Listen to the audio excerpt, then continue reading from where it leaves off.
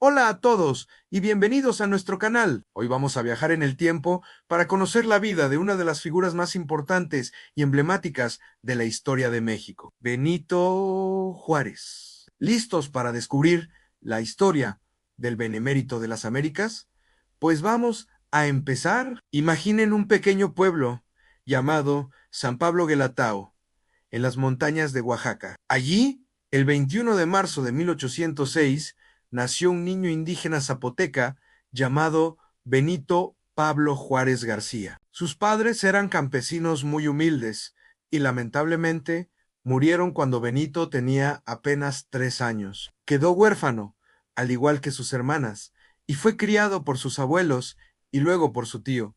La vida en Guelatao era dura. Benito trabajaba como pastor desde muy niño. No hablaba español, solo su lengua materna, el zapoteco. Pero dentro de él ardía una llama de curiosidad y un deseo inmenso de aprender. A los 12 años, tomó una decisión que cambiaría su vida para siempre. Caminó más de 60 kilómetros hasta la ciudad de Oaxaca, buscando una oportunidad para estudiar y forjarse un futuro diferente. En Oaxaca, su hermana trabajaba como cocinera y gracias a ella encontró refugio. Un encuadernador franciscano llamado Antonio Salanueva lo acogió y, al ver su inteligencia y sus ganas de superación, lo protegió y lo guió. Con su ayuda, Benito aprendió a leer y escribir en español. Su sed de conocimiento era insaciable. Primero, ingresó al seminario, que era una de las pocas vías para la educación en esa época,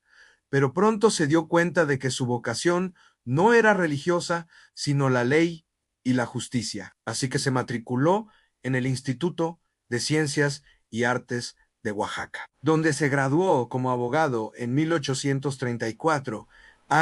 Desde el principio, Juárez demostró un profundo compromiso con la defensa de las comunidades indígenas, luchando contra los abusos de poder. Su honestidad y su intelecto no pasaron desapercibidos y poco a poco comenzó su carrera en la política. Fue regidor, diputado local y finalmente, en 1847, llegó a ser gobernador de su estado natal, Oaxaca. Como gobernador, Juárez fue un ejemplo de administración eficiente y honesta. Impulsó la construcción de caminos, reconstruyó el Palacio de Gobierno, fundó escuelas y reorganizó la Guardia Nacional. Pero lo más importante es que siempre gobernó con austeridad y con un profundo respeto por la ley. Su lema, que se haría famoso en todo el mundo, ya empezaba a tomar forma entre los individuos, como entre las naciones: el respeto al derecho ajeno es la paz. Pero el camino no fue fácil. México era un país convulso,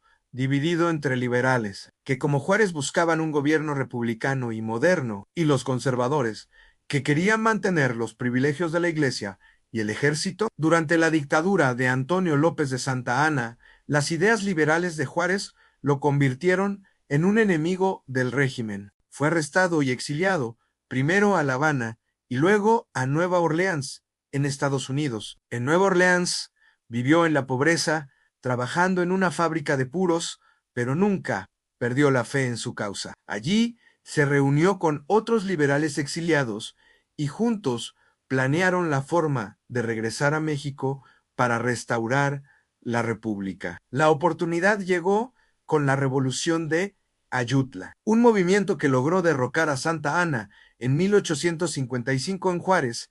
Regresó a México y se unió al nuevo gobierno liberal. Fue nombrado ministro de Justicia y promulgó la famosa Ley Juárez, una ley revolucionaria que eliminaba los fueros y privilegios del clero y los militares, estableciendo que todos los ciudadanos eran iguales ante la ley. Este fue el primer gran paso de las que serían conocidas como las leyes de reforma. Estas leyes buscaban separar de forma definitiva a la Iglesia del Estado. Se estableció el matrimonio civil, el registro civil de nacimientos y defunciones, y se nacionalizaron los bienes de la Iglesia. Como pueden imaginar, estas medidas provocaron una reacción furiosa de los conservadores y del clero, llevando al país a una sangrienta guerra civil de 3 años, conocida como la Guerra de Reforma. Durante esta guerra, Juárez asumió la presidencia de México en 1858.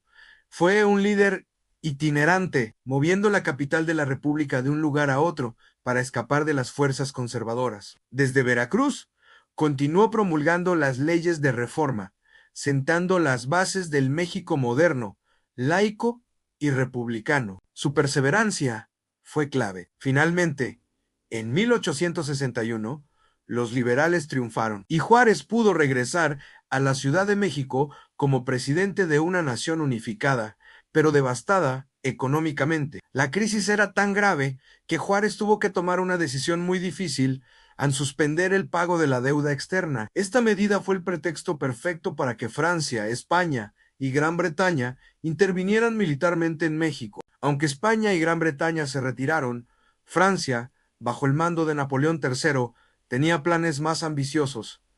Quería establecer un imperio en México. Así comenzó la segunda intervención francesa. A pesar de la heroica victoria del ejército mexicano en la batalla de Puebla, el 5 de mayo de 1862, una hazaña que celebramos hasta hoy. El ejército francés, mucho más numeroso y mejor equipado, finalmente tomó la capital. Los conservadores mexicanos apoyaron la intervención y ofrecieron la corona a un archiduque austriaco, a Maximiliano de Habsburgo. Una vez más, Juárez tuvo que abandonar la Ciudad de México. Con su gobierno a cuestas, recorrió el norte del país, representando la soberanía y la resistencia de la República. Desde el Paso del Norte, hoy Ciudad Juárez en su honor, organizó la lucha contra el imperio, nunca se rindió. Su figura se convirtió en el símbolo de la dignidad nacional frente a la invasión extranjera. Finalmente, la situación internacional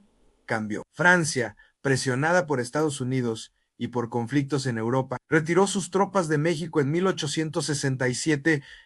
Sin el apoyo francés, el imperio de Maximiliano se derrumbó rápidamente. Fue capturado y, a pesar de las peticiones de clemencia de varias casas reales europeas, Juárez se mantuvo firme. Maximiliano fue juzgado por una corte marcial y fusilado, enviando un mensaje claro al mundo. En México no toleraría ninguna imposición extranjera. Con la República restaurada, Juárez regresó triunfante a la capital. Fue reelegido presidente y se dedicó a reconstruir un país herido por años de guerra. Impulsó la educación pública, gratuita y laica como la base del progreso. Creía firmemente que la educación era la única forma de hacer a un pueblo verdaderamente libre. También comenzó la construcción de vías de ferrocarril para conectar y modernizar al país. Sin embargo, sus últimos años no estuvieron libres de conflictos. Enfrentó rebeliones y la oposición de otros liberales que también aspiraban al poder. Su última reelección en 1871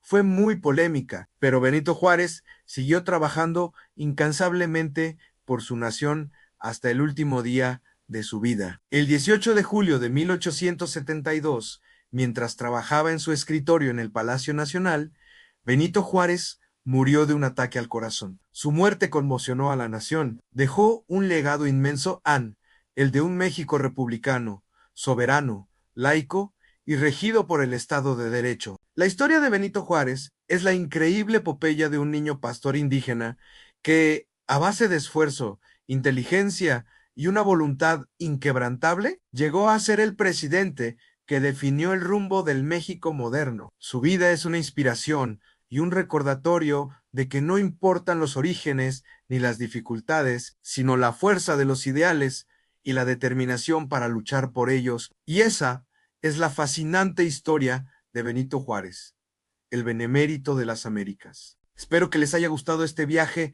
por la historia de México. ¿Qué parte de su vida les pareció más impresionante? Déjenmelo saber en los comentarios. Gracias por acompañarnos. No olviden darle like a este video si aprendieron algo nuevo y suscríbanse al canal para no perderse más historias como esta. Nos vemos en el próximo video.